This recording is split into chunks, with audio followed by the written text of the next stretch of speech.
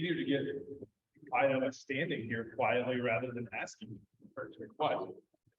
Good evening, everybody. My name is Brian Seald. I'm the president of the Tampa Heights Civic Association. I want to thank everybody for coming out to the meeting tonight. I also want to thank the people that are attending via Zoom. Did want to note for the record that we are recording this meeting and publishing it for the public. We have a great attendance tonight because of a bigger project that's on the agenda. And so great to see good turnout and good engagement from that. And so because of that, I just want to talk a little bit. We got a lot of outreach from new residents as well as non-residents due to the visibility of this project. I just want to take a quick second and tell you about Tampa Heights Civic Association in case you're not familiar with us. We're a 501c3 not-for-profit and official neighborhood organization recognized by the city of Tampa. Our purpose is to be the steward of Tampa Heights for all residents and businesses and property owners within. We've existed for over 40 years, continuously here in Tampa Heights. What you may see a lot of what we do is interfacing with the city on development and zoning issues, because especially these days, with the redevelopment going on in Tampa Heights and turnover and new projects, that's some very visible stuff that's going on. But we do much more than that. We're very actively engaged in transportation projects, in historic preservation, in community and youth services, along with our sister organization, the Tampa Heights Junior Civic Association, which runs a youth program for the neighborhood. So you name it, if we have the opportunity to help you interface with your elected officials, the city, the county, any level, as well as within the greater area of the organization, be it nonprofits, we're here to assist with that. But we're also here to do fun community stuff and build. So in July, we had a happy hour at Robo, one of the microbreweries within our neighborhood. And the announcements I'll mention, we have an upcoming block party as well as a holiday party. So we also are here to build community, build relationships among people in the neighborhood, and happy to do that. So with that, I'd like to tell you a little bit about the order of business tonight. We are going to start with a few quick announcements. Then we are going to move into a presentation from the city of Tampa Mobility Department. Then we will get to our presentation that was promoted online, which is a major development project along this drive. And that development team is here to share some of their plans with the community. And so at any point, we are open here for Q&A. And for those of you online, if you could please just type it in the chat box, we'll probably hold the Zoom Q&A until the end of the in-person, but Josh will be moderating that. So a couple quick announcements. You can see up here on the screen if that's one up and up for you. The next event we have on Friday, October 7th, we're going to be hosting a block party at 501 East Amelia. Ricky Federica, a former board member as well as an active neighbor of the community, is going to be hosting that at 6 p.m. So open to all, come join. Be excited to see you there, and hopefully we have some good weather. One of the other important things that we'll dive into a little bit more, but we make sure to announce this at all our meetings, is November 7th or November 8th, Election Day. There is a 1% sales tax referendum on the ballot for Hillsborough County to support transportation projects. That is crucially important. And I don't know that it affects any neighborhood more in Tampa or Hillsborough County than Tampa Heights. It will really have a huge impact on this neighborhood. If that passes, then you can count on the streetcar extending up to Tampa Heights sooner than later, as well as enhanced bus projects. There's already plans in the works to connect downtown to Seminole Heights through the Florida Avenue Tampa Street corridor with premium bus service and dedicated lanes, sort of a precursor to the rail system, as well as countless bike connections, Riverwalk related projects. We're going to hear a little bit more about some of that from the city of Tampa tonight. However, officially, Tampa Heights Civic Association does support this, and we have supported this effort in its many past iterations over the last decade plus of trying to get local funding in place to get the federal match in order to start some of these new projects. So please go out there and vote. Wanted to mention, we've posted this as well. If you haven't noticed yet, the northbound entrance ramp at Nebraska, I-275 will be closed through October due to the interstate widening work that's going on there. So if you haven't encountered it yet, just be aware of that. Some of the other projects that DOT is doing up in South Seminole Heights on Florida Avenue seems to be taking a little bit longer than expected to the frustration of that neighborhood. So I think you can expect that this may be closed a little longer than stated due to weather or other delays. Another event that's crucially important to have in your involvement is in this building on Wednesday, October 19th. We're going to be hosting a special community forum on our proposed overlay district. This is something that the neighborhood has been working on for over 3 years now and advocating for well over a decade. And we've talked about it in all of our meetings, but as it's getting close to voting time on that, we wanted to make sure that we host a special meeting for it. So we're going to cover a little bit more of that later in our agenda, but I wanted to plug that, and you can find that on our website if you're interested in learning more. It's been on our website for over a year. You go to tampaheights.org, and overlay district contains the full text and summary of that. And later in the agenda, I will give a more detailed update on that. Then on Monday, November 11th or November 7th, that's when the first vote comes on that proposal at the Planning Commission at 2 p.m. And we would appreciate your support at that meeting, whether you can write in advance or be present to speak. Then I mentioned we're having a holiday party. That's on Friday, December 2nd at 6 p.m. If you're not familiar with our community gardens, they're just north of this building and have a great new gazebo area there where we hosted some socials before. So we are doing that with our friends that run the community garden there, our partner organizations. So we encourage you to come out to that. That more details as it comes. We are resurrecting the tour of homes for February 2023. Hasn't happened since COVID, but that's one of our key fundraisers and events of the year, an opportunity to see the architecture of Tampa Heights. If you'd like to be involved in that, we are looking to also include gardens, outdoor spaces, or other unique spaces, and not just residential homes. So if you have ideas or would like to get involved with that, please contact the board. Then plug our next general meeting. That's Thursday, October 27th. It's always the fourth Thursday of the month, unless it conflicts with a holiday, and then we'll go to the Thursday prior to that. Guest speakers include the Planning Commission, who are going to come and bring a report on air quality monitoring. They've been monitoring this area around the interstate for several months and report on just what they've found, but there's been a lot of studies done over the years that show just how poor the air quality is next to highways due to the exhaust and particulates. So we're going to get a real snapshot of how it's affecting the health of Tampa Heights, as well as a developer called Low Cost Capital. They are currently doing other projects in the neighborhood. They have a new one at Florida Avenue and Henderson Avenue. Familiar with Michael Cass's office, Cass Schuler. That block and the block adjacent to a major project in the neighborhood that they present on to us. So with that, are there any questions on the announcements? Great. All right. I'd like to introduce Alana Bajer. She is the transportation planner for the City of Tampa Mobility Department. I don't know if that title is quite right. Chief planner. Thank you. All right. Yep. And so we. And Alana is a Tampa Heights resident as well.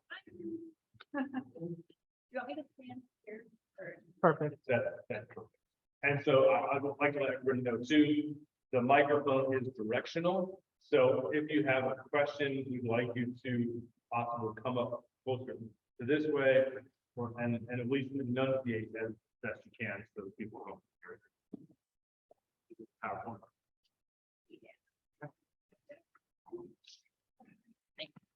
Right. Hi, I'm Lana Frazier. Brian said, I work in our mobility department in the city. I'm a planner. And we have been working on the biggest mobility transportation plan that the city's ever embarked on in history. And we are nearing the end of phase one, I would say. I want to say that this is a continuous, always evolving effort. But we did a lot of outreach for this plan called Tampa Move. We did a lot of outreach during COVID though, so it all has to be virtual. And so we're about to do a whole bunch more outreach as we can all meet together and talk face to face and have a lot more opportunities for input, interaction, feedback. We've done a lot of work over the past year to kind of pull a lot of these pieces together. And so I'm going to give you what I hope is a quick synopsis of things. It's a long presentation, but it's pretty image heavy. So we can flip through quickly. So just to kind of lay the groundwork, first of all, I just want to let you know where we are now. Like, what are our existing assets? This is the next slide. So as far as the city of Tampa goes, what we own, there are other entities that own roads in the city too. We own over 2,000 miles of roads, 54 miles of bike facilities, 51 bridges. That's an astounding number. I don't even know where exactly they all are. 65 school zones, 1,000 miles of sidewalk. So just to kind of get you acquainted with what we're working with right now. You know, there's a lot of needs out there though, but I think this provides a good kind of baseline for understanding what is happening. Our funding sources, this is a big thing that the city has been starting to try to talk more about, educate the public. We don't have a lot of money for transportation.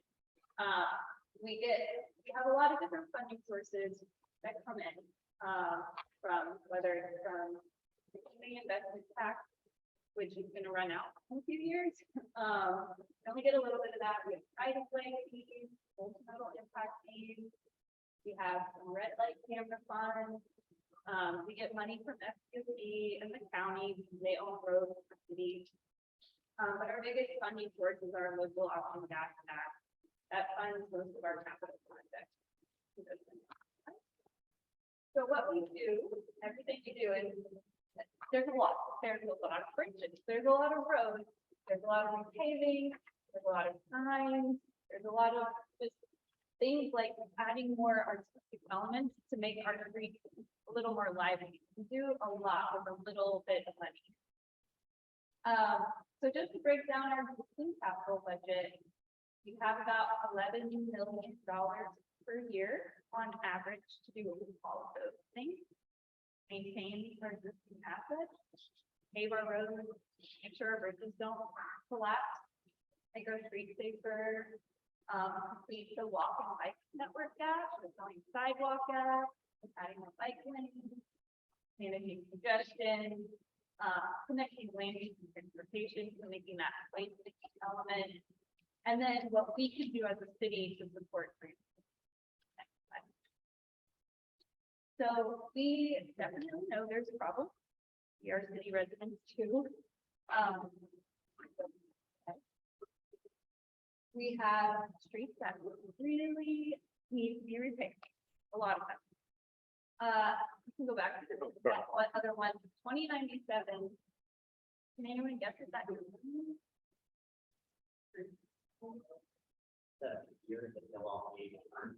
Yeah, if we started today and had all the money we needed to actually repay what we need to repay, you'll probably never see it in your life with our current plan. So that's that. Good guess. We know our roads are unsafe. We have 44 people who die on our roads each year. That city, not county owned collectively. Last year was actually extremely bad. We had almost double the fatalities of the normal year. We had 81 people die on our roads, which was a national trend, but nowhere near double. We go. You know, our transportation costs are very high. You add housing, transportation together. Tampa residents on average pay a large portion of their household income towards just the rent and getting around. And we sit in traffic a lot. Last year, we spent about 48 hours per person sitting in traffic. It's a lot of time. And we know we're growing really rapid. We basically had a new downtown appear before our eyes in the span of a few years.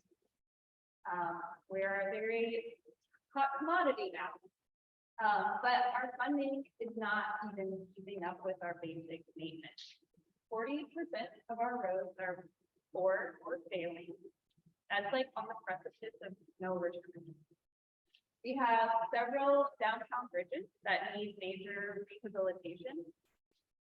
We have seawalls that need to be repaired. They're about to collapse. And half of our traffic signals are past their useful life. We get a hurricane, a lot of them are going to fall down, and we won't have traffic signals for half the city. So how did we get here? Sorry to be a downer, but I have to kind of give you the reality check first. We're gonna do this. So does anyone know what year they completed now? There's a lot of in there. It was 1993, and that was the last time that the federal gas tax was raised. And so we have been working with a funding source that is decreasing in value every day. So the power of the gas tax, which is not just a Tampa problem, it's not just a Florida problem, it's a national problem, to rely completely on the gas tax for our transportation. But the power of that money has lost its value. A huge amount. So this is our 10-year trend for a local option gas tax.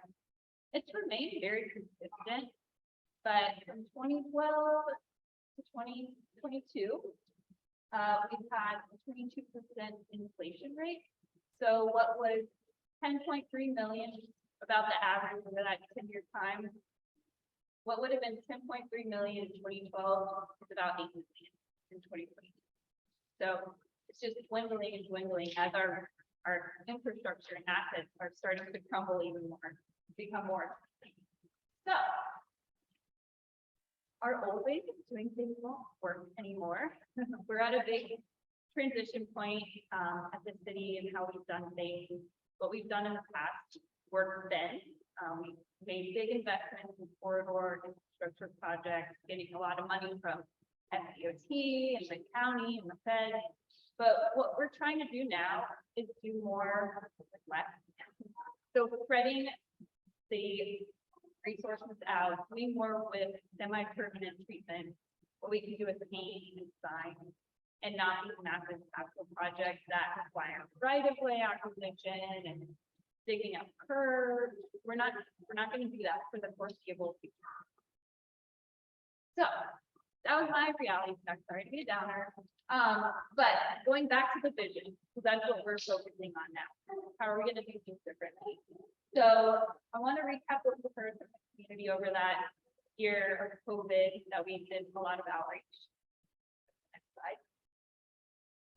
This all really started when Mayor Castro took office. She convened her saying a lot that Tampa is going to change more in the next 10 years than it did in her entire lifetime as a Tampa resident. So when she took office, she embarked on a huge planning effort called Transforming Tampa Tomorrow. Focused on 5 areas, transportation is one of them. And one of the key things that came out of that was to develop the city's first ever really comprehensive data-driven mobility plan. So since then, we've been working on this, really trying to pull all the pieces together here for the community. So what we've heard is probably, none of this is probably going to be a shocker to you. You probably all resonate with all of this, but you want adequate, reliable infrastructure. You want more options for getting around and just driving in your car everywhere. You want a robust transit system. Next slide. You want streets that are places, not just for driving, but for congregating. You want safety and comfort and convenience. You want to be able to walk to school and work and do the grocery store. And you want equity in decision making. You want to have your voice. Know how we're deciding things. And then lastly, you want a resilient city that can withstand the fluctuations in environmental catastrophes. So how are we going to get there? We have a new vision. Trying to make it a little more like, not so bad. So I'm surprised you don't have the mayor's face like Photoshop. if I had time, I would have done that. That'll be next step. So we took all of that feedback we've heard and we combined it into the vision statement and guiding.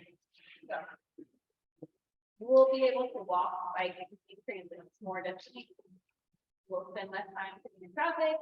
We'll live in a healthier, cleaner city. You'll spend less money on transportation, and you will travel around Tampa without fear of dying.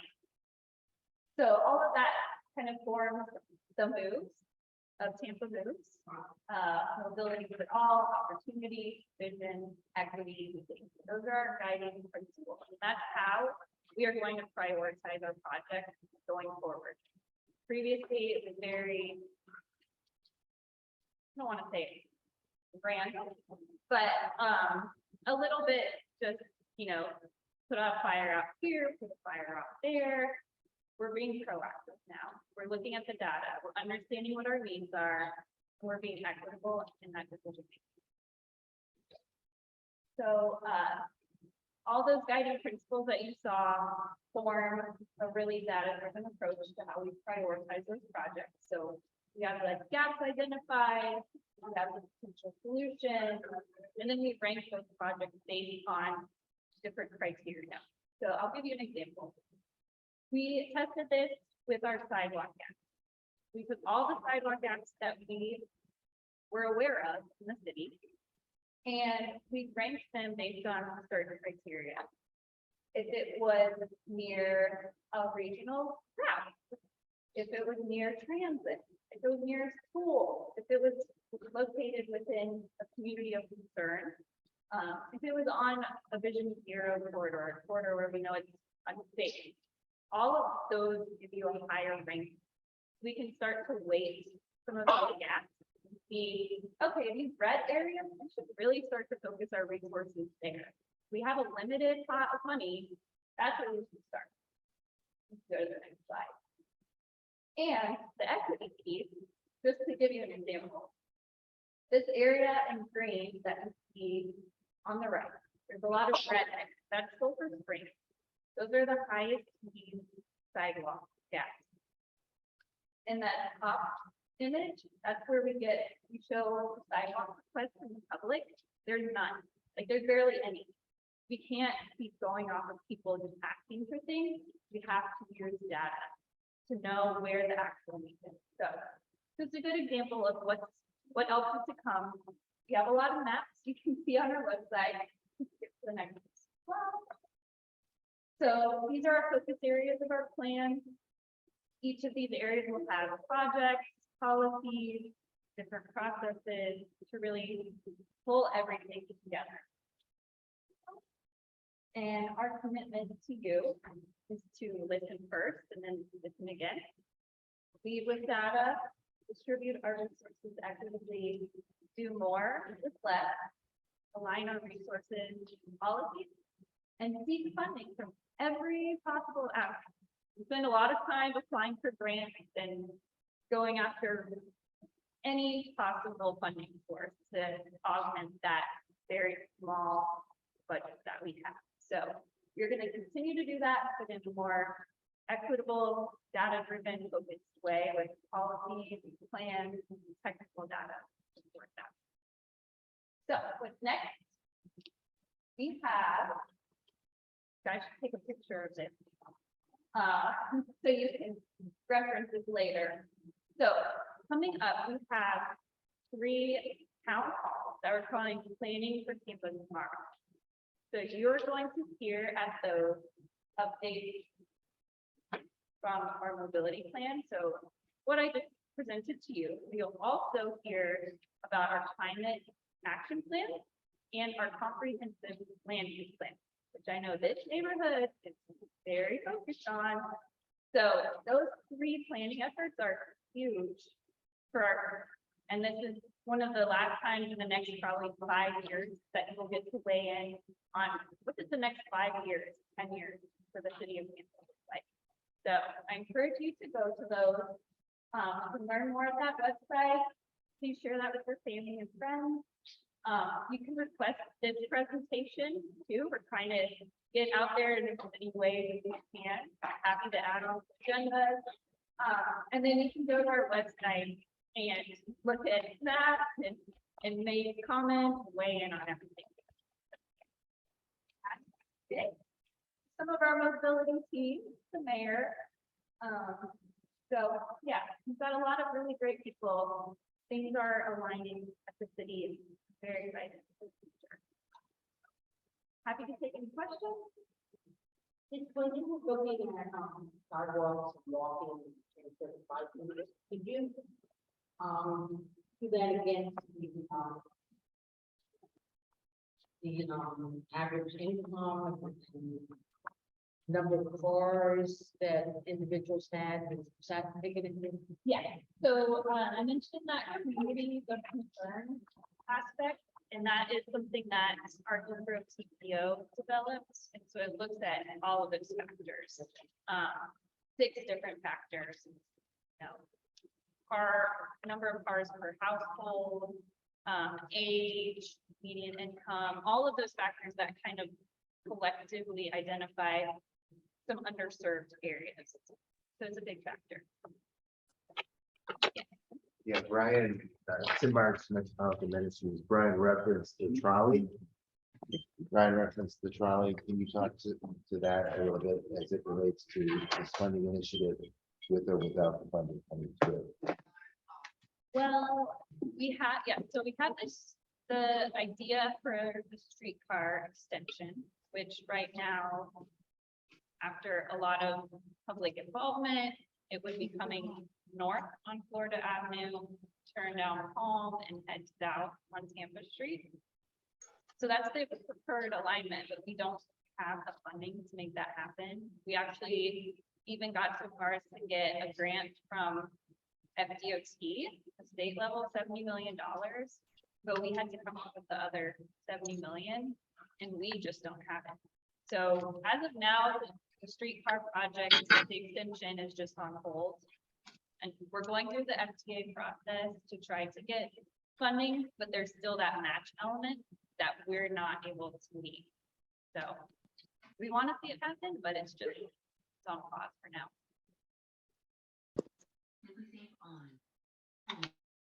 Any other questions, John? No. Thanks, Alana.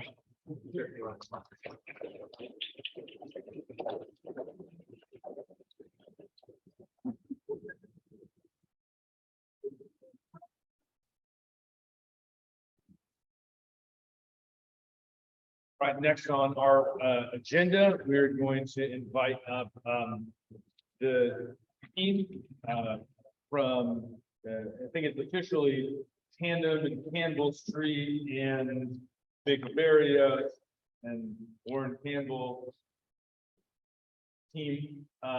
So we did mention in our emails as well as online promotion for this event that was going to be surrounding two different projects. One in particular we pictured in that promotion, for reasons that you can explain as much as you want, is not going to be covering one project tonight. Both projects will just be covering one of those projects. So with that introduction, I'll let you guys come and take the stage. Good place is this gentleman here. So as close as you can be to the mic, so you can pick up. My good side? Yeah. Okay, great. Thanks. Hi, everyone. Thank you so much for having us here tonight. And thank you, Brian, for the introduction. I appreciate it. As you mentioned, my name is Lauren Campbell. Really quickly, before we get started with our presentation and following that up with a question and answer period, just going to quickly introduce myself and give you a little background about me, and then introduce our team and let them give a little background on themselves, and we'll jump right into the presentation. First of all, I want to say I'm really excited to be here today. I have a huge passion for this neighborhood. Until very recently, I had family in the neighborhood as well living here, and I've been coming here for a long, long time.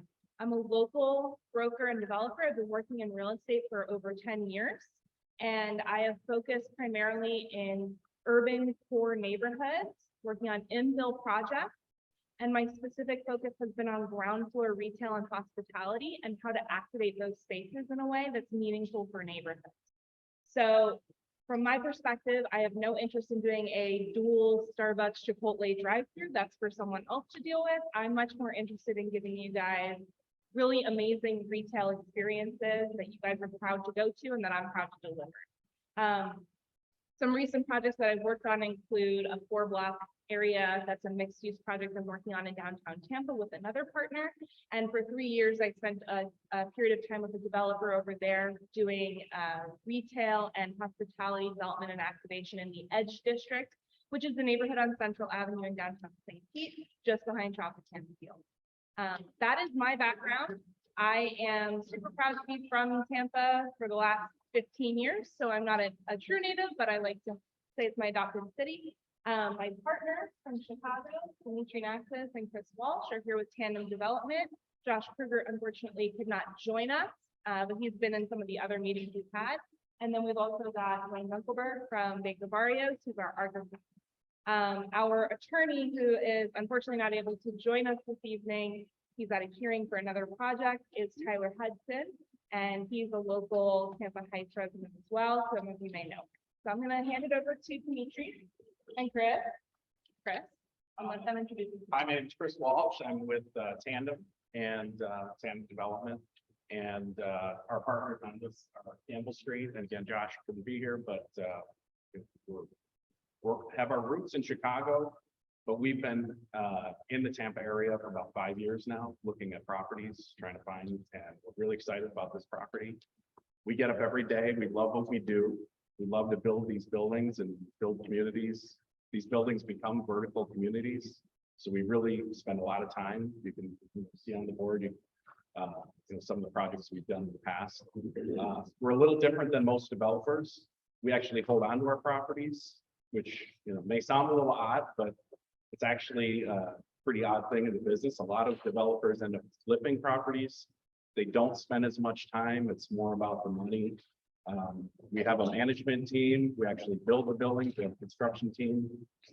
So we're invested in this. We really spend the time. These buildings take about 2 to 3 years just to design and get underway. So we're invested. The partners of the businesses have actually moved down here. So we're here to stay. We also like this site because we feel this is an important intersection for this community. This is really going to set the tone. These are in Columbus, it's in Florida or in Tampa. This is a major intersection, and we feel this is where we want to put our stake down. And we feel we can do a great job. And we're gonna have Wayne here step up next. We're all here to hear the architect. Wayne is going to go through the architecture here. Good evening, everyone. I'm Wayne Dunkelberg from Baker Barrios Architects. You may know us. We've been in Tampa for many, many years working on Encore for the past decade projects. And then also currently in the last year, working with Tampa Housing on Robo's Park. But we're also, we like to do a lot of infill placemaking with different communities, different sizes. And hearing Lauren and Dimitri and Chris's vision, we felt it was a good fit for us to come in, take a look, and see what we could do to create placemaking. We did a lot of studying over the last few months of the area, the site, looking at pedestrian and traffic patterns, especially 8 in the morning and 5 in the afternoon when Columbus backs up. But we started to look at those things, started to try to understand that. Also started looking at what is currently on the site. And as you all know, it's a tight site sidewalk, but also it's sporadic in the retail and surface and parking. And so we felt to create something that has importance to the community. We felt that we wanted to give this area a little bit more of a retail presence right out on the streets on both Tampa and Columbus. We felt that in doing that, it would bring more people from the neighborhood to shop in local retail areas. So we thought those were important things. But we also know that when we do something like that, it's also important to bring residents as well to make those retail vital. And so, oh, good, perfect. Site plans here. What we thought we would do as we looked at it was really understanding the Columbus and Tampa, how it moves. We really want to push both the residential and the retail up on those streets to create this sense of place. And then we wanted to hide the parking. So that was number one, hide parking, make the people that walk to this feel comfortable walking on Columbus and Tampa, because as you know, they're both pretty high moving streets. So if you would go to the next slide. Part of it was creating the architecture, and I'm gonna, if I could, I'm just gonna point to this. Can I come up there and you're okay? Can you still see me? Yeah, if I could point to, okay, cool, perfect. So on the corner of Columbus and Tampa, we thought it was important to create this strong element, both with contextual materials and then also with the hierarchy of the architecture. Important to, I think, a good retail presence, a good walkable presence is to have cover, shade, and also cover from the rain, especially in Florida most of the time of the year. So we start to really develop this, we set back the retail. Even though you have 9-10 feet of sidewalk, we set the retail back even further so that you could walk to these and feel comfortable. And if there are restaurants, you could dine outside as well, which activates that feeling of community. The other important part is as we look at the architecture, we want to make sure that we brought the living rooms to the front and also the balconies to the front. This gives this sense of place for people always active. And so we thought that was important as well. And then we didn't want to dismiss all of the beautiful architecture that is in Tampa, and especially in the Tampa Heights neighborhood. So we started to look at rhythm and how we can make the rhythm and height work. And so, as you see in this architecture, we started to look at how we transform different sections and how we vertically bring it down to the retail and still step back that retail. And the next slide, please. Oh, perfect. Thank you. There is an alley. Yes, sir. You go back to the previous slide and show us what streets are wherever Columbus is. Oh, yeah. So Tampa one way, of course, coming from the north to the south, and then we have Columbus on the top of this plan, and then we have Amelia on the south of the plan. There is also an alley here, which we thought was a really interesting way to bring traffic and service into the building without going through the neighborhood. So you'll see in our next slide when we get there, is that we really wanted that to happen on Tampa to make sure that everything happens outside of the existing Amelia and streets around. So, did I answer it? Yeah, so we have Columbus here in the front, and then we have Tampa cutting this way. So this is the north facade, the east facade, and so Columbus, yeah. And then back to the alley. Part of the thought here is to really activate the Tampa Street in Columbus, which is up here, with a very nice, inviting retail space. And then for the residents, we wanted to have their leasing and some of their amenities on this corner. And in between that is the alley that we talked about. So the actual access from parking and services happen through the alley out on Tampa. And we felt that was important to the neighborhood and placement. This is also the corner, if we're going to the east, this is Columbus. And so what we've done is we've made a really, spent a lot of time hiding the parking. So when you're on Columbus and you're walking, you don't see cars. And we really hid those in the second level. And then we activated the upper floors with the residential. An important part is this particular rendering. As you look to the south, we start to step the architecture down as you get to the neighborhoods to respond to the houses, the 2- and 3-story houses that are behind it on Amelia. So we felt that was an important part of the placemaking and architectural design. And then this is the actual corner of Tampa and Columbus. And part of the importance of this slide is that we see the sidewalk, which you can see here, the edge of the sidewalk to the face of the building is really what the current condition is. And so our thought is to pull this retail back a few more feet to provide a colonnade and then to provide canopy for shade and the elements. And so we feel doing this, it creates a vibrant retail space and also creates a walkable retail frontage and a building that actually makes sense from this side of the neighborhood. That's it. Thanks. All yours. So I'm gonna pick up here for just a minute, and if you could go back to that slide for me, that'd be great. Thank you. So a couple of things I explained in the beginning that my background is in retail placemaking and hospitality placemaking and activation of neighborhoods. There are a couple of really easy components that a developer can put into place to make a space feel more like a place.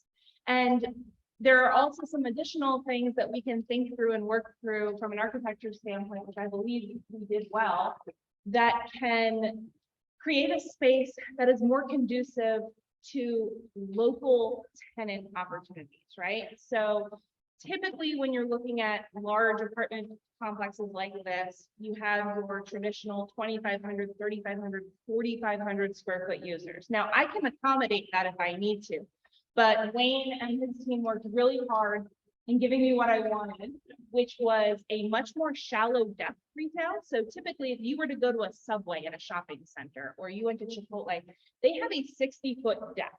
That's great for restaurants in a neighborhood like this. And we've kept that depth on this corner. This restaurant is 60 feet deep.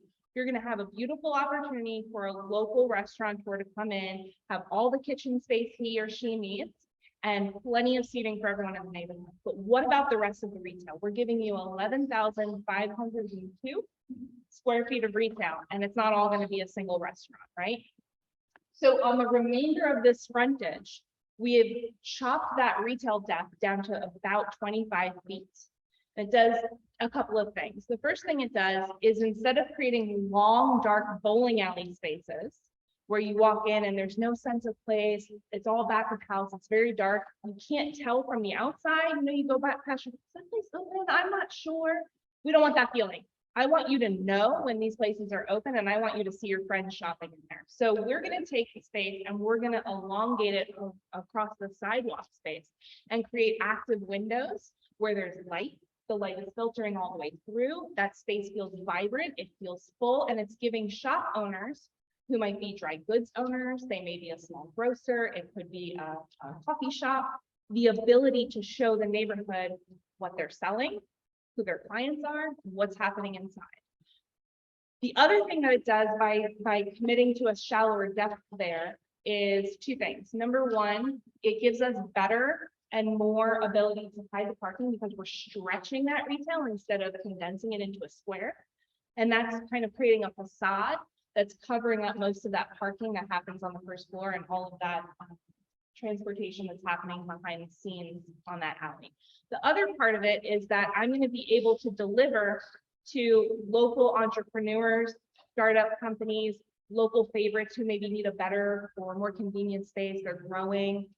They want to be in this neighborhood. Maybe it's a second location. I'm going to be able to give them a space that when they're underwriting and they're getting their business loan from a bank or from the SBA, they're going to be able to say, I have $2,500 a month. I have $3,200 a month. I have $1,450 a month written into my business plan. And I'm able on my side from the pro forma standpoint to get the numbers I need, but I'm able to deliver them something that's in a budget that makes sense for small local retailers. My hope is to fill this space with as many local retailers as humanly possible. I can go down to, I think, about 500 square feet, which is basically micro retail. I would love nothing more than to have this filled up with 500 and 1,000 square foot users, but I have the ability to offer larger space if there's a user that makes sense to go there. The other thing that I'm focused on doing here is making sure that we are curating co-tenants. What does that mean? That the tenants that are going in, number one, are tenants that you want to see. They're businesses you want to go to, they're businesses you want to frequent, and they're businesses that are meeting your daily needs. A coffee shop, a barber, yeah. What size levels are we looking at and how many?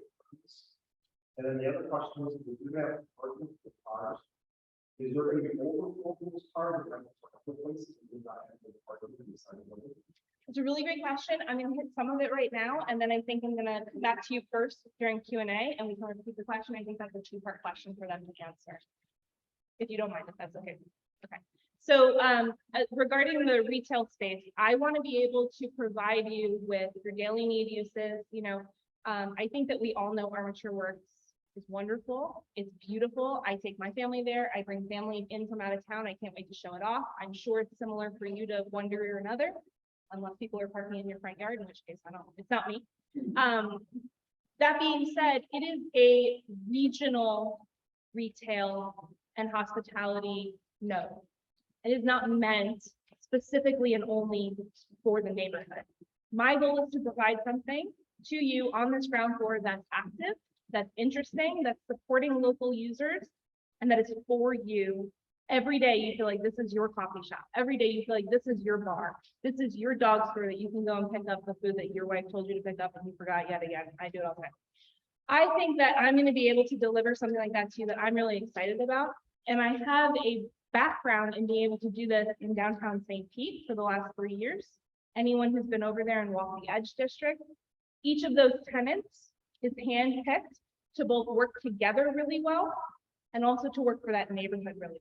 You're not going to find 4 pizza stores in here, right? I'm not going to try and put Wing Garden out by putting in a China One. That is not the goal here. The goal is to give the neighborhood what's missing and to fill that hole with something that's made of a quality retailer. See if I missed anything.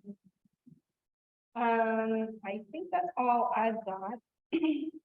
Other than that, I just think the last thing I want to say before we wrap up is I think that putting this at this corner, at this main and main, is something that has been talked about in study after study for the last 15 plus years.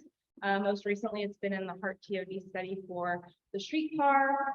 Creating density on this site, I think, pulls other developers and asks them to repeat the process along roads that can support it instead of in the back sides of the neighborhood, where it makes a lot less sense to have maybe the amount of cars that would otherwise be there. You know, this is something that I'm hoping sets a bare minimum bar for everyone who comes behind us.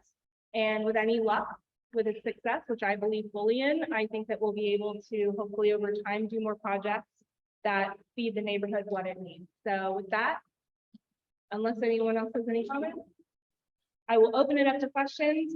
Would you mind repeating yourself one more time? My question was, how many levels do you get? What is the parking? Adding parking or parking local residents, so it's local. So I don't have local parking pumps.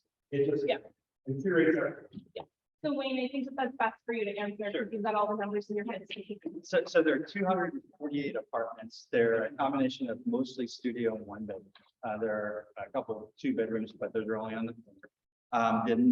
The parking ratio for the residential is 1.28 for the residential, and then there's 42 retail parking spaces. The way we've laid it out is to make the retail easy to park, that's on the first floor, hidden behind the retail. And then the residential parking happens on a ramp going up to the second floor, so we can separate the two of them. The reason why the square foot size of the units are 730 square foot on average. So we feel that hits two demographics really well, those under 30 and those over 55 that like that size. And the important part of that is they also are good with commuting, walking and biking, and other modes of transportation besides having two cars, literally one car and sometimes no car. So that was on purpose the way we decided that. I think, did I get all of your answer everything? Oh, and it's 7 stories. No, I'm Yeah. thinking it was 170, 430, it's like. Oh, yeah. Yeah, oh, yeah. The anticipation is we had this one for two, how will we need that track? Yes, yeah, and we, when we thought about it, we felt that using the alley, using Amelia, and trying to get there in 2 or 3 ways was a good way to do it. And actually, the right in, right out on Tampa, I think is helpful to keep people off of Columbus, which I think is really important at 7:30 to 9 o'clock in the morning and at 5 o'clock to 7 at night. And just to confirm, the wall, the side of the building, Yeah. Yeah, Can I just add one thing to that? So, as far as parking goes, Wayne said, we're about 1.3 spaces per unit, which in a suburban area is actually, pretty good. You've been to Chicago. This is a pretty dense area. We plan to have biking areas. We love bikes. We've got, rooms for biking stations and all that. But we don't want to be underparked.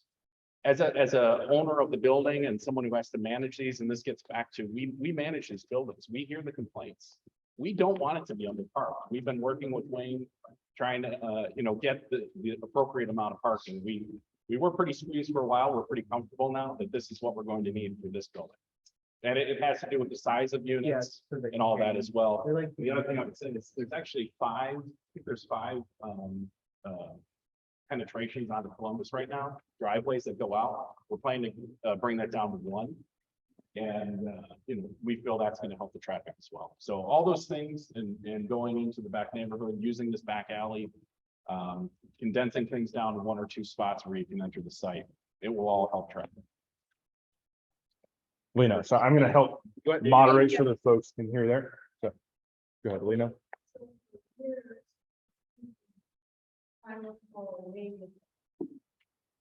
There was a time when we had new administration that thought wiping out all the old and bringing in new was what should happen. And we insisted that because we're the oldest suburbs of the city of Tampa, we wanted to maintain our historic aspect of our community. And in 1990s, we started to work on our whole neighborhood plan, which finally passed after 4 years in 2003. And I clearly remember as we were working on that this was one of the corners that we recognized that needed to become an important part of our neighborhood.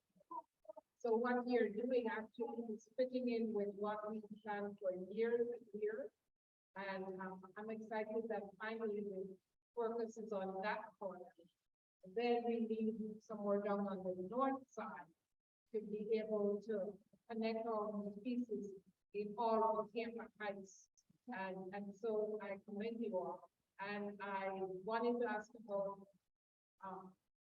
housing that is work towards housing. So thank you So- for that. sorry. I appreciate that.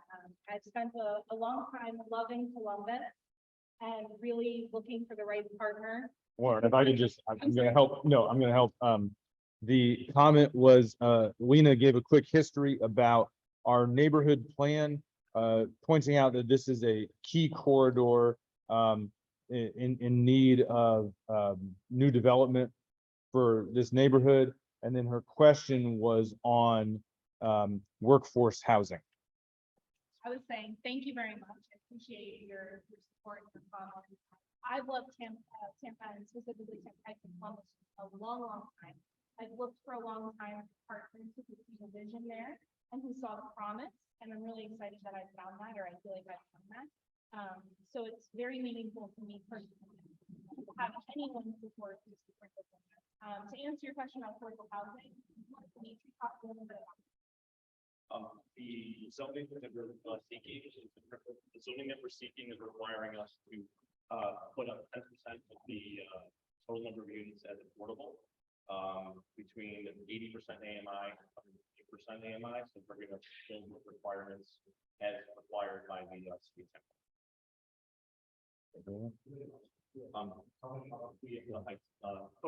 We're 7 stories and the last finished floor is at 68 feet, so it's around 7 stories. First floor meeting, retail. Yeah.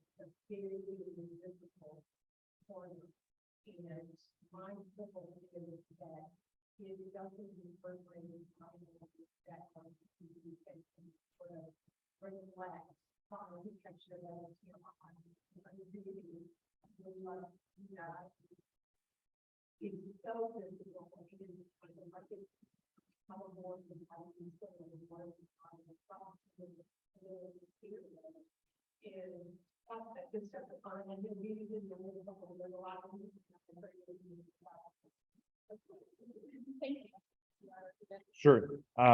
The comment was on the importance of architectural design reflecting Tampa Heights history and uniqueness, and finding this a bit sterile or not specific to the neighborhood.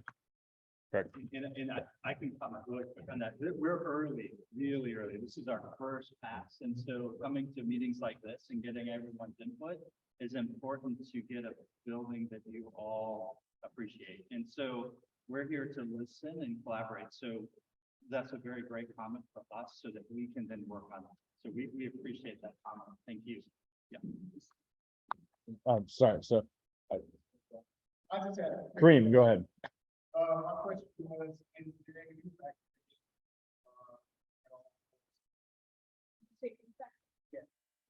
You can review Yeah, it. so he asked if there was gonna be any roof activation. The architect commented.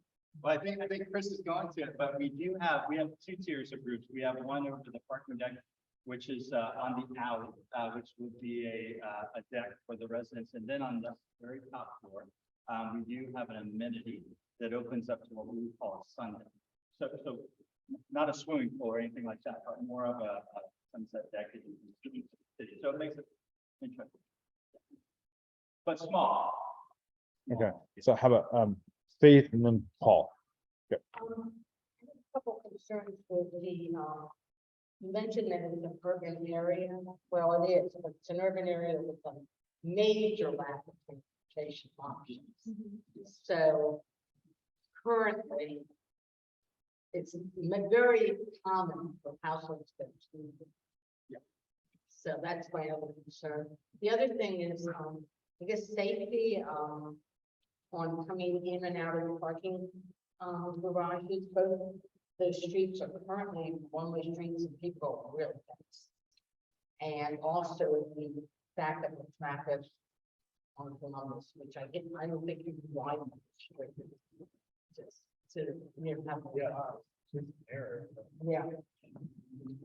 So, and I think we agree with all of those, because as we were doing the study, so a lot of what we're thinking to make this work is to keep most of the traffic off of Columbus, to bring them down into the alley on Tampa Street, right in and right out, and try to direct the traffic to Tampa, and then keep them off of Amelia, and then come down Highland just to the alley. So our goal is, one, not to bring drive a whole bunch of people through the neighborhood, but also to keep most of the traffic off of Columbus by giving them other routes to get out of the property rather than just Columbus. Currently, what we saw, as Chris had mentioned, there are 5 aprons that empty out on Columbus, which isn't going to work. It's not going to work with the traffic. So if we can get them to take other options, easier, they'll do that. Also there, and I do know, mass transit is great here as other places, but there are two bus, right, there are two bus stops there that we hope one day will be enticing to folks. And then also, it's pretty reasonably close if you were to bike from here to Armature Work or even downtown, if you really thought about it. So some of the younger folks that would be interested in this area would be more enticed to take those types of options. So that's what we're planning. So Paul? Given that you do want to have like travel that, what are you going like infrastructure wise? Is it kind of like parking, water, storage? You have that. Fair question. So I'll let you mostly answer Can- that with the sections, right? I think you guys will. So he had a question about bike infrastructure and what we're doing for that. Is there going to be room to house bikes indoors, like a bike locker room? And what infrastructure are we going to put in place on the site? So I would say, for the most part, I'd like to answer that, but unfortunately, we don't have control over Columbus or Tampa, the streets, and there's not much that I can do there other than work with you to petition the city over time to put better and more, more meaningful infrastructure there. I think one thing that will help that we keep repeating is this idea of removing curb cuts and thereby creating a safer opportunity for bicyclists where they're not constantly being right into a curb cut and being run over because no one's looking for them. So the more I can eliminate that for you, I think the safer it generally is. So I certainly wouldn't call it a safe place to bike right now, and I think we can all agree on that. As far as bike infrastructure on the property, I'll let Wayne talk about that, or Chris will talk about it. So we have, there are equations for how many bikes, these types of buildings would have. I don't know the exact answer to that yet. We haven't gotten that far down the road, but we do our research and we find out how many that's going to be and we'll add to that. So, but typically we put a bike room that's locked where people can store their bikes safely. And do we have one out yet? So. No, I'm trying to point, so the yellow is our retail, but the kind of salmon color is leasing / lending. So this zone. It's probably in that zone, but that's where we would, we will have bikes areas. We typically have like a repair shop and air and things like that. So people can kind of do general maintenance on bikes as well. As far as the infrastructure goes, I don't know who asked that, but these buildings, they have kind of a momentum. And the city understands what is required to go to these, the water, electric, those types of things. We have to work with the city to kind of get that infrastructure as part of this whole project. So typically it improves whatever's there. If it's not good enough, it will improve it. We're already, we kind of touched on, how we're setting the building back and actually creating a wider sidewalk. I mean, this is going to be a better place to walk. It's pretty bad right now.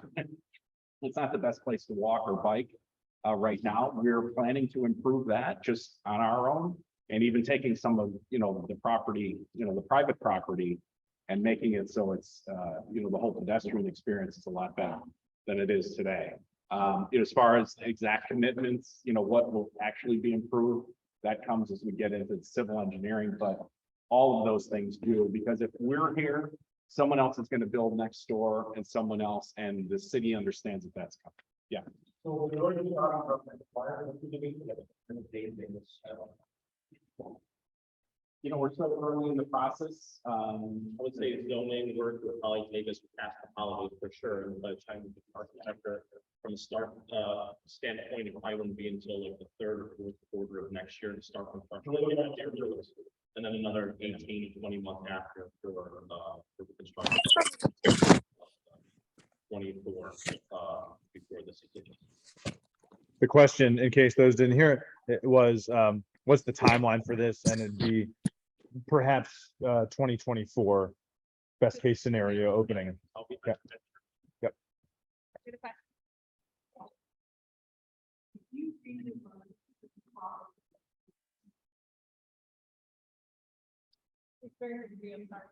I heard her. If you do some redesign work on the facade of the building, will you come back and present to us? Yeah, so we, our goal is for the next to modify and finalize some of these images. And I don't have a set date yet, but I will certainly share it with Brian as soon as I do, is to host a informal community meeting, maybe at World of Water, maybe at Shuffle, somewhere in the neighborhood where we'll have like open office hours. And a few of us will be available to sit down and at your leisure, come have a beer, coffee or water and ask us more questions, come see what we've got. And we'll make sure to obviously share that well in advance if everyone has time to join us once we firm up a date on that. Okay, and then Tim had a question here. Yeah, Tim Marks, Metropolitan Ministries, you would be adjacent to our community council Yeah. center, kitty corner to our A-rated school. I applaud you on the affordable housing. I would just encourage you, if you can go beyond the 10% minimums, we would be supportive of that. I am interested in the commercial side because every microbrewery in town and out of town would like to be in the Heights, and that might be great for the neighbors, but I've got a lot of families, 100 families on campus, many are in recovery. So I am interested on that first floor, how much that would be retail and how much of that might be entertainment or hospitality, what that balance would be. We obviously don't want to impact the neighborhoods and what they might want for hospitality. But we're also concerned if it becomes a lot of an entertainment district type feel. We don't want a Howard Avenue in the Heights, right? I promise not to give you that. Yeah. So the question was, if you didn't hear it, was, you know, how much alcohol related hospitality compared to traditional retail / restaurant is going to be delivered on the retail? It's a tough question to specifically answer at this point. The intent is that 60-foot box that we're putting on the corner of Columbus and Tampa, its best use, its highest use, and I think the use that the neighborhood would appreciate and utilize is to make that a restaurant or cafe space of some sort. I'm sure if it's a restaurant that is open in the evenings, it will have some bar component. That would be my guess.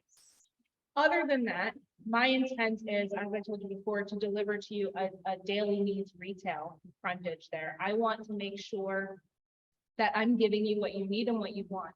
And if the community, you know, I look around and I see what's missing in this neighborhood, and I don't even specifically live in this neighborhood. I just frequent this place a lot. And you guys, hopefully over time, and this is my personal invitation to you to come and find me after this. I will give you a card, come and find me later. Brian has my contact info. I would love to hear from all of you. If you have a business idea, if you have a small business that you're trying to locate, if you have a friend who wants to be here, if you have a comment about what you'd like to see, that you don't see, and that is a need that's not being met. Those are all things I want to talk about, but to answer your question, I don't plan on making this the new McDitton strip in Soho by any means. Can I jump in with a question from the crowd?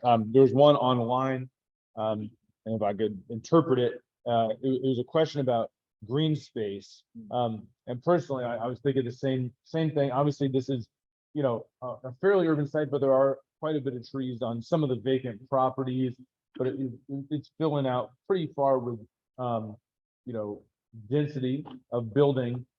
What, you know, it doesn't appear that you might be able to meet the city's minimum green space here, but what sort of green space are you providing within the plan? Good question, and then So, yeah, what we've been looking at is a side yard. We haven't gotten that far yet, but what we're looking at is the side yard that is closest to the neighborhood. And then also we're trying to gain more space on the side yard to the west on Columbus. And then we're trying to get green space in the alley to separate the building from the alley itself. So all of those we're working with landscape architects. What about trees along Columbus and Tampa, some type of decent shade tree, and in addition to the overhang? Yeah, so we've been looking at that. It's like a 9-foot sidewalk on Columbus, and it's a 7-foot sidewalk on Tampa. And so it's tight. So we, in our renderings, we're starting to show planters and trees. And we intend to provide both. When you go down Columbus now, there are hardly any. I would say there's probably very few. But and so our goal is to make it hospitable and people want to come here. And trees and landscape are part of it. So yes, we're working on that landscape part. Also, just to piggyback on I just like to make a request that when trees are planted, they're not just fallen trees, fallen trees give you 6 rounds in a circle and no other shape. Agreed. Agreed. Yes, Jim. Quick question. Do you currently own all the property that you need to do this, or are you under contract, depending on, We are under contract, we closing on, one parcel this quarter and the other parcel. Yeah, so we do the zoning contingency, but, we believe we're gonna close on the 2 parcels that we need in order to accomplish this. We're excited about it. It's a good question. Anyone else? Is there any online? No, I think we covered that all. If I could ask also, because we, along with this site, promoted the other one, and there's a lot of people interested in that, and that being in the historic district, could you just give what you can publicly state is the status of that, just for the Yeah. folks that were interested in that one? No worries. So yes, that site is one that we are underwriting currently. Unfortunately, due to some unforeseen circumstances that have to do with title, we're unable to present that to you this evening, but we're working through some of those issues and we hope that we can come back with that project at a later date. That isn't too late. Yeah. But at this moment, that's really all I can say about it, but that it is something that we are looking at and that we're working.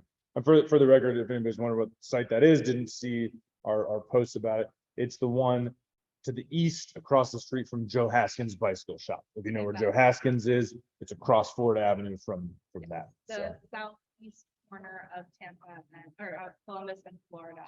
So theoretically, we can manage to do that project down the road, which we hope that we can. You would have this site, the Family Dollar block between, and then that site. That's kind of the architecture, the layout geographic. The size and secondary site. we given- We're not there yet, unfortunately. That has to do with the issues, yeah. Happy to answer it very soon, I hope. Yeah, I agree. yes, Is that gonna have a whole design? Or is it gonna be something like this? No, it'll have its own design as a historic district, and it'll have a different look, and different sensitive, all of that. yes. Can you want to do one first and then the other one? This one first, absolutely, yeah. Yeah, the question is this project on Tampa Street going first? Yeah, And- the project on Tampa, Columbus would be the first phase. Okay. Regardless. And if that the other site comes online, we'll come back and Yeah. present it as in a separate presentation to you. Josh, How is this gonna affect our morning traffic? Cause Tampa's a very busy road from all the way from Seminole Heights, getting onto the highway in the morning. So I think Wayne addressed it a bit before, but I think some of the mechanisms we're putting in place with regards to where the curb cuts are and on which streets those curb cuts are and how you access those curb cuts, both coming into the building but also out of the building, is going to be impactful in preventing a huge spill out onto Columbus at peak traffic hours. That's the intent of code. I think we've done a good job designing that as a commission. We look, yeah, seriously taking a look at it, and we understand the traffic issues, and yes, so we have studied it. Yeah. Well, not just from like Columbus, because Columbus is busy in its own, but like Tampa Street coming up, because a lot of people try to come up Tampa to avoid getting on 275 to go around the bend. So they cut through the neighborhood. Sure. So we just want to be mindful, we're not backing all the way. Yeah, down. I definitely appreciate Yeah. that. You know, I think you want to. Well, I do want to say this one thing about Tampa, and as we looked at it and studied it, you know, you have the intersection of Columbus and Tampa, but it's quite a ways down before you have a nice lighted signal. And that helps us get traffic out of the project in Tampa right out and down to the next signal. So I think it's the best option of all options. What we're trying to avoid is to take traffic and stick it up on Columbus where the intersection is 180 to 200 feet away. What we're trying to do is get the flow of traffic flow on Tampa to come part of the intersection, which Yeah. helps traffic to completely help traffic. One thing I point out too is the one entrance on Columbus here is really, this is the commercial space. So it's not for the residents, it's a really nice set aside for them. So this would really just be the commercial space coming in here. The residents would come back in here and be able to come out there. So there's multiple ways to come out of the project as residents, and we're trying to keep the commercial space. It's on the spot. Yeah. Any other questions? Well, thank you guys so Thank you. very much for having us. We appreciate your time. Thank you. So for all that is not the end of our meeting. We have a couple more subjects to cover. If you'll stick around. That was obviously the biggest one. Thank you for your time. Thanks for y'all taking your time to come speak with us. But we can take a minute and just jump into, there's a couple other key issues that we can cover before we dismiss tonight. I mentioned the Tampa Heights overlay code a couple of times. Again, that's been something we have been working on for years. We've spoken about it at length. I mentioned that October 19th is the key date here in this building. November 7th for the planning commission. If it passes the planning commission, which we're optimistic about, then it goes to city council. If city council passes it, then it becomes enacted over the entire neighborhood. Again, the specific text of that is available on our website, has been available on our website. A link to it goes out in every email that you get from the Tampa Civic Association. We want to make sure you have access to it, you have the ability to read it, the summary, the key points, in addition to the specific text of that. I had a call with the city yesterday, with the city planning staff that was very involved in crafting this and making recommendations. And I just want to let you know there were a couple of tweaks to it. We did do a little bit of clarification on driveway alley access, front driveway access, trying to clean that up so that it makes sense to the developer and provides very clear guidance on how they're to access the alley and how they can access a garage from the front to be more in line with the historic pattern of the neighborhood. And the second thing is we cleaned up a little bit of the bike parking language. So this relates into a question about when we get a new development in. We have taken some recommendations from the city and from Park and incorporated them into this overlay to regulate commercial parking. So we're going to really try to drop down some of the commercial parking minimums. You know, what you hear a lot when you talk to developers is they want to provide the parking for their patrons that they can. So they're going to a lot of times provide over code minimums, what makes sense to them, but they're going to also be able to offset some of that with bicycle parking. And so that exists in downtown and it exists in Seminole Heights. And we're caught in the middle with a completely different code. So what we're incorporating is the same code language for bicycle parking offset, which means they can drop out a vehicle parking space in favor of 5 bicycle spots on the site, which applies to downtown and Seminole Heights. So that language is going to mirror that. And then, you know, just related to that, I wanted to comment as well to make sure, because traffic is bad, right? And Tampa has not done an adequate job in their history of planning for multiple ways to get around. We are one of the top 5 most dangerous places to bike or walk every single year that this study is done. It is dangerous here. So many people die. We've heard from a lot of them on the streets, biking and walking just doubled in the past year.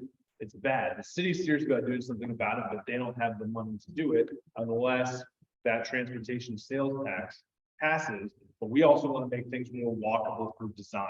So those standards are applied in our code as well to create as much as we can in this effort, a more walkable city, but something that FDOT is already doing.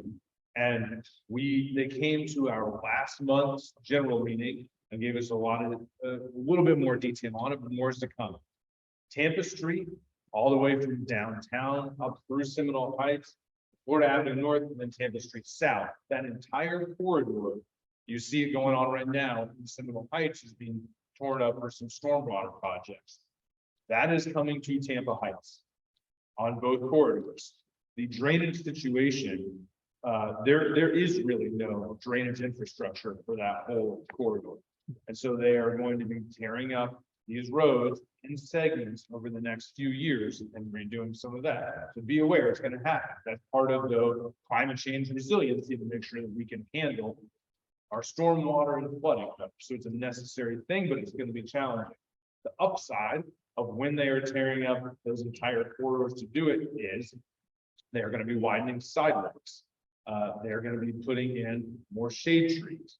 We hope that TCO is going to underground all of the utility poles there. That's something that if you know anybody at TCO or have the opportunity to lean on them, last I have heard, they have still not agreed to doing that. It's a resiliency issue too, as well as just better for development. New development as well as just making a more aesthetically pleasing street, right? But one of the other key things that FDOT and HART have committed to doing is dropping one lane out of Tampa and Florida and making it a dedicated transit lane. And so what that means is that HART bus service, which does go up and back, north and south or a city on these corridors, but has to wait in general traffic, it has dangerous, unappealing bus stops that nobody wants to ride. That's all going to change. And with a lot of these new developments that are coming a couple of months ago, we had a developer meet with us. We ended up supporting as a neighborhood at Florida Avenue and 7. They are putting in easements for transit infrastructure to stop there. Essentially a trolley stop, because the streetcar, if passed, will come up to Palm, but beyond that, it will be bus service. And if the sales tax passes, it will become much more frequent bus service with upgraded buses, upgraded bus stops, really usable buses like any other major city in the US or Europe or various parts around the world. Would be real legitimate bus service with a dedicated lane to each of their paths. So what's great about that is while at kind of peak times of the day, we do have some traffic snarls, and those off-peak times, I mean, these corridors don't actually get that busy or backed up. A lot of that just has to do with traffic light timing. But we're going to get more frequent and safe crosswalks. There's going to be a lot of infrastructure upgrades happening regardless, because FDOT is doing it, which is great because hopefully by the time the projects like this open, we have that other infrastructure in place for us, and we have a source of local funding to get the streetcars and buses on the roads to carry us there. So that all kind of ties together what's going on. It's basic. Yeah. Thing that was sent by email with the agenda from Tampa City stated that the overlay district is your district rather than Tampa Heights. Yes, so if you, okay, so for the overlay district, if you go online and look at it, No, it should definitely say come from the Civic Association. the city requires that an individual's name is placed on any code amendment application. So as the president, I had to put my name to it. It is the Civic Association's overlay district, but you will see my name because the city made me sign in blood my name to it. We can't say both. It should say. I mean, they should change it to as president of the Tampa Heights Civic Association. Sometimes they're not as nuanced as that. Okay. It should. So that's the major update on what's going on. Overlay, I got into a little bit about major transportation projects there. Related to parking, if you live in the southwest quadrant, which is that one closest to Armature Works, south of Columbus and west of Campbell Street, the Ross Avenue residents have requested for 2 years a resident-only parking program because of Armature Works overflow. So again, when we talk about how parking affects the neighborhood, there are different tools to put in place. You can protect some of your street parking for residents only. Part of our code amendment is going to count some of that towards, you can count some of that off-street parking to your own home or townhome that you have, or towards a commercial property that is on that frontage. So we're trying to utilize that better as a code amendment. However, if you live on Ross and you're experiencing it today, we need at least 50% of the homeowners to vote to put their name to requesting that. We have not obtained that for a year. It's not that people are opposed to it, but we have just gotten no response from a lot of households. So West Ross, if you or somebody you know lives there and they want this, they need to speak up. Finally, Another major project in the neighborhood is Robo Park Village. It's one of the last major undeveloped public housing projects that is, still a reminder of the urban renewal policies of the 50s and 60s. West River's been redeveloped, Encore is the new development that I think was Central Park. And so Robo Park is next. The Tampa Housing Authority has hired the related group, who's very active in the city and downtown, and was doing West River. They are meeting with our board on Monday, October 10th, our next board meeting. Our board meetings are always open to the public. So if you want to come and just witness that discussion or chime in with some questions, you can certainly come at a future date. They will definitely come before the whole organization to present their plan. A year ago, their design team came in and presented their master plan. We had some issues and comments with it, but we were told until the developer was chosen, they would not make any adjustments or redesigns to it. So now is the time to pursue that. So we'll be looking forward in the next few months to getting a little bit more involvement in what's going on in Robo Park Village. Then I just wanted to now get into a few of our board reports. I've spoken enough tonight, but my thing I would ask of you all is, number one, please join the Civic Association if you're not a member yet. And if you are a member, please consider running for the board. Elections take place in January. And so I will not be continuing on as president, running another term. I will transition to parliamentarian, which is our past president role. But so there's going to be some shifting around of position. There's probably a few folks on the board that may choose not to run, but we always need fresh ideas and energize people, whether you're a long time or new residents. Please consider that. I believe we take nominations November through December, and the elections in January. So think about it, and we could use your help. Kareem, did you want to make a report on the CRA? Could you come up and do it here, if you don't mind? As far as CRA is concerned, one of the things that has jumped out to us is this a solar walk that has been presented by the city of Tampa. The solar walk is to recognize some of the historic locations in there from a cultural perspective that goes through our CRA, I'm sorry. CRA?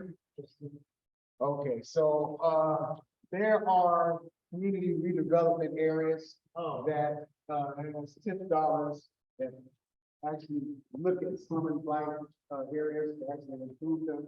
And the CRA that I'm a board member for runs just north on Palm Avenue, down to 275 to the river, and that CRA, and east to Tampa Street. All right, there are a number of CRAs in this area that we live in. We're one of the smaller ones, so that answers the question. Yes.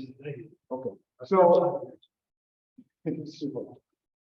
and what we do, we have dollars that we allocate towards improving the neighborhood, improving, functionality of the neighborhood. And one of the things that we had in the past, one of the things that we wanted to recognize is the past of what Tampa Heights looked like. So in conjunction with other CRAs, we are looking to highlight some of the areas in Tampa Heights that a lot of people who move to Tampa Heights may not have any idea. For example, one of them is Ray Shaw recorded his first song in Tampa. These are things that come and we don't even know, we don't understand it. So this soul walk, it's driven by the city, but what it's doing is really going through a path throughout all the CRAs to actually identify some of the history and the culture that is in those areas. And one of the other things that we're doing is actually activating this roundabout that's right here on Palm Avenue and Highland. You guys see the new roundabout there? There's another roundabout that's on Boulevard and Palm Avenue that we're also gonna activate after we do this one. So right now, we approved $150,000 for some type of parkway. And, what we did was just, talk as a board, and we reported back to the CRA, that we looked for concepts that could be inclusive to the history of the area, things that would speak to, Tampa Heights specifically, and it be somewhat educational, but at the same time, very appealing. So, we've had, one of the older, families, a fifth generation family, the Jackson family, has been giving us some, ideas and really giving us a history lesson in what Tampa Heights looked like.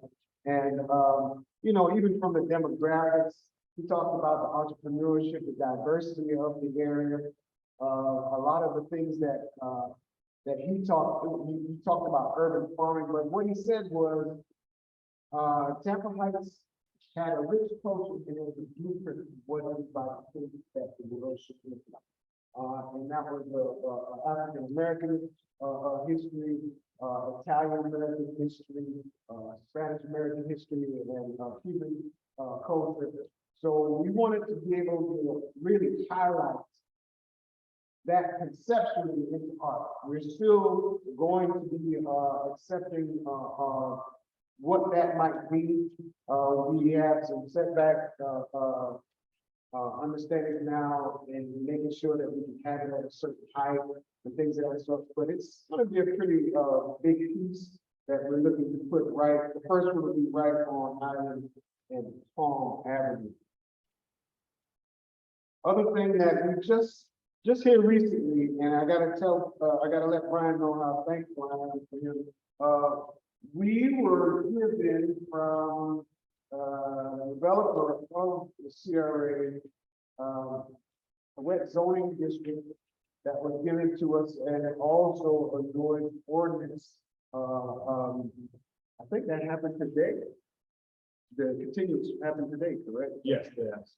I can give you more of an update on that in a moment. Okay, so that was just presented to us, to the CRA. I'm gonna allow for you to speak on that. But what the district, what the CRA, was presented with, the CAC CRA, was some of the, wet district, the wet district that we will be looking at, or that they're proposing. And I'm gonna let Brian talk a little bit more about that. We have not voted on anything, it was just presented to us as a CRA. Also, Waterworks Park crossing plan, we are working with DOT, right where it crossed over, what street is that, going toward the Waterworks Park? There's no, say it again. Doyle Crossing, thank you. There's no crosswalk there, and, we, as a Civic Association, back in May of last year, gave some suggestions to the CRA about the safety of that location. And, what the CRA has, and we started checking and seeing what could we do along with these other, extensions. As far as FDOT is concerned, what we could do to not first make sure that the safety is there, but also activate the sidewalk along that area also. The last one that I have is also some wayfinding signage that we've been working with the other CRAs with, to make sure that we can highlight and really give some direction to people as they come from different locations, and even connect different locations, different other neighborhoods that we are connected to and neighbors to. That's pretty much everything that I have now, but I really would like Brian to speak a little bit more. Sure. In terms of the comment about diversity, I just put them out, rewrite the initiative because, this area is segregated until the mid-70s. Yeah,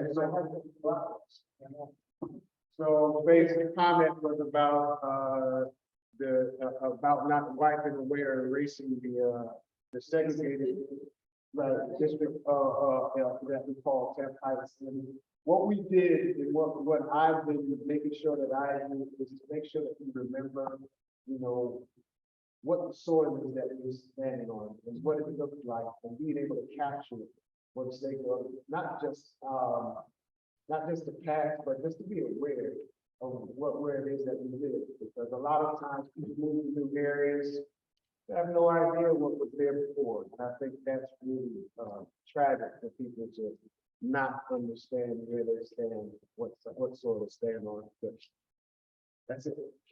Okay. I'll pick up on Bruce and try to keep it brief.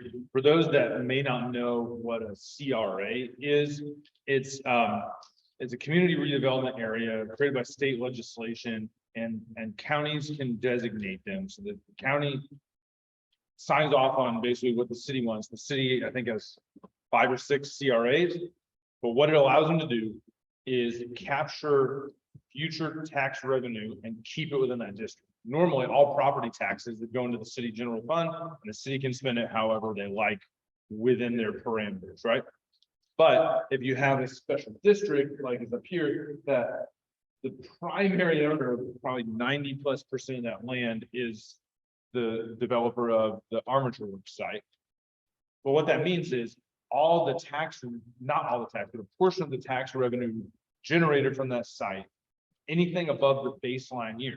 So when most of that was vacant, before armature works was done, before Ulalely existed, before any of the offices, and there were, a lot of abandoned or rental homes on some of the sites that were raised, as well as just armature works was abandoned for probably a good 20 years after the industrial company moved out of there.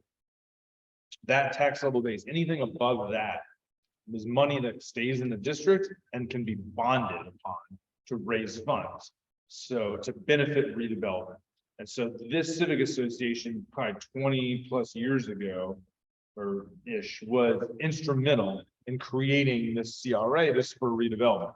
So what that means is, and it can be used for infrastructure and other publicly used things. So when Kareem's talking about art, history, wayfinding, safety things, that can all be used, that money for that, but the developer benefits because they can use it for horizontal infrastructure. So stormwater, water, roads, all of those sort of improvements you see around armature works are basically paid public funds, more or less.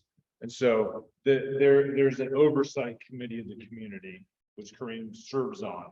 And so this thing he got specifically into, because the armature works master developer controls almost the entirety of that site.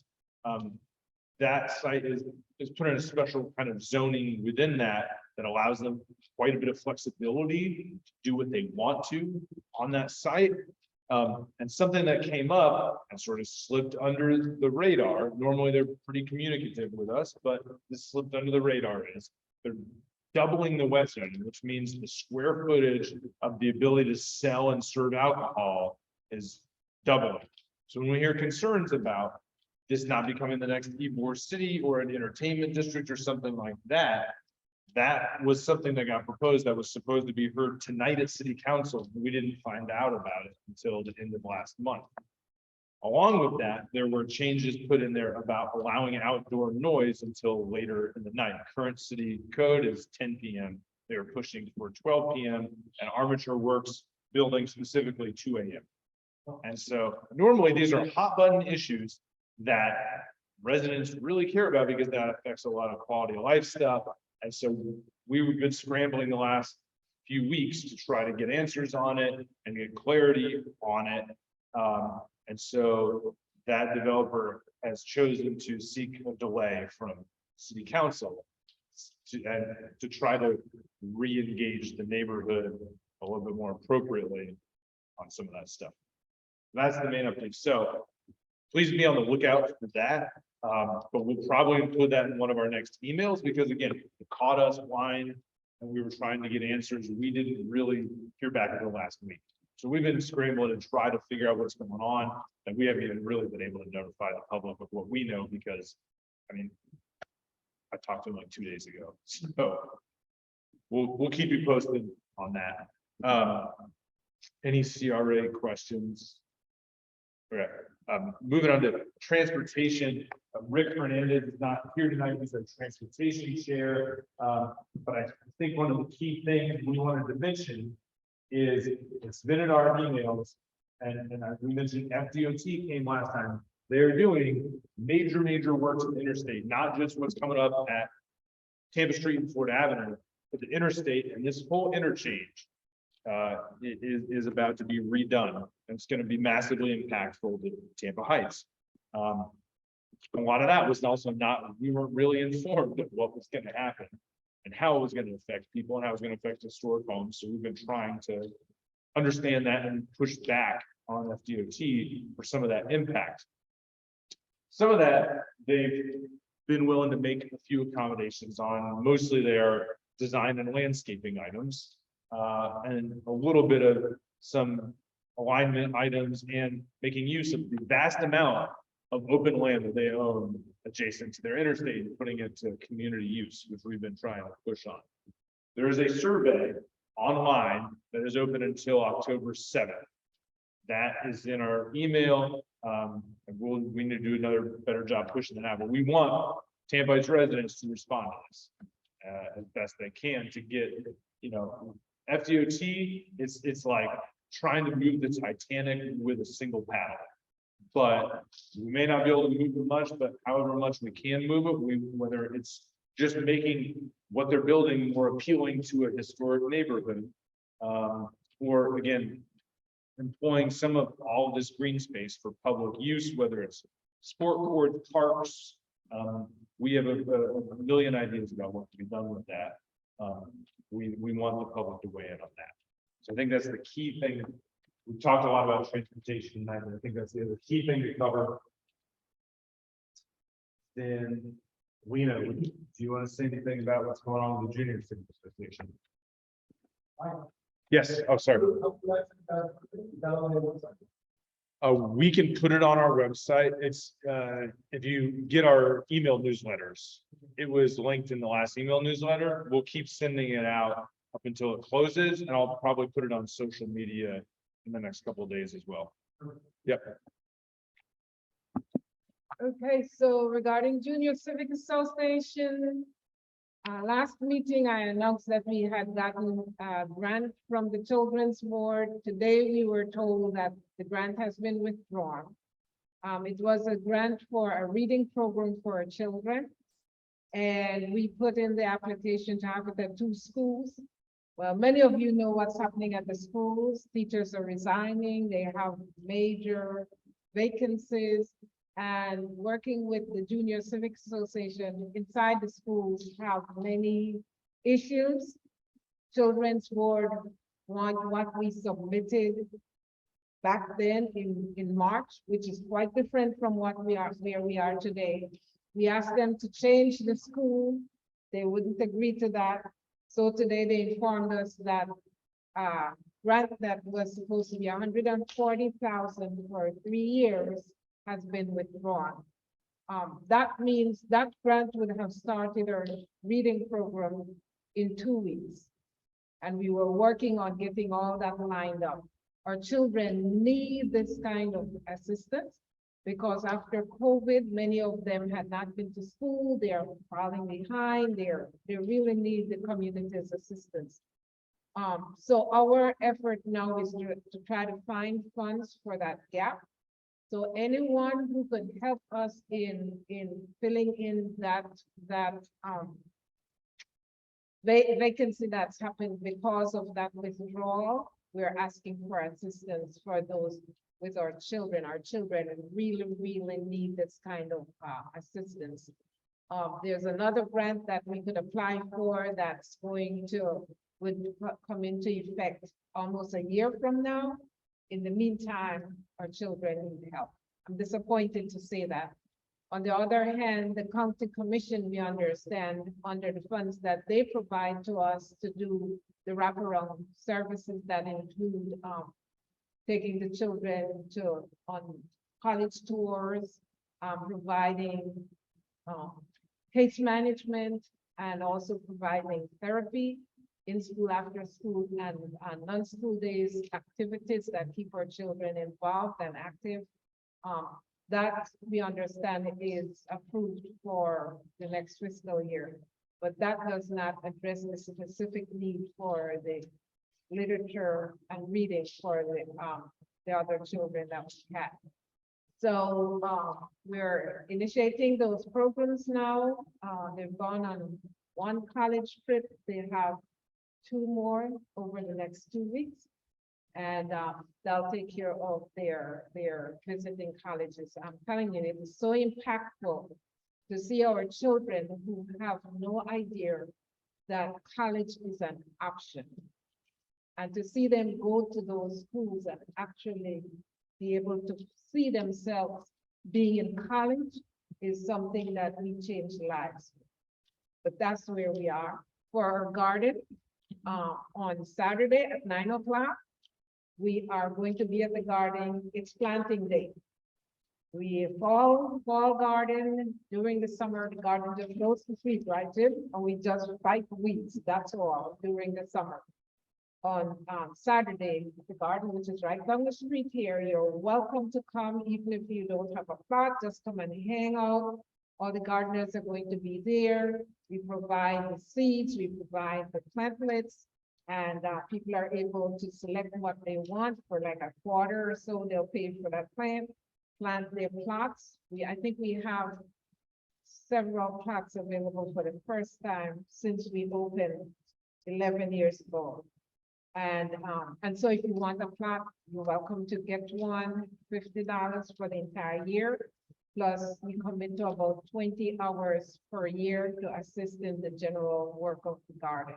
We have aquaponic system, we have solar system, we have the garden, the children's plot, we have general plots, we have 2 communal plots, which a group could plant in, grow in. We just finished our pavilion where we have meetings. We've had our garden to table dinner. Awesome, just a really nice space to be. So when you go to TampaHeights.org, you will click on the garden and you can learn a lot about the garden. So please come out, be a part of that as well. Thank you, Brad. Thanks.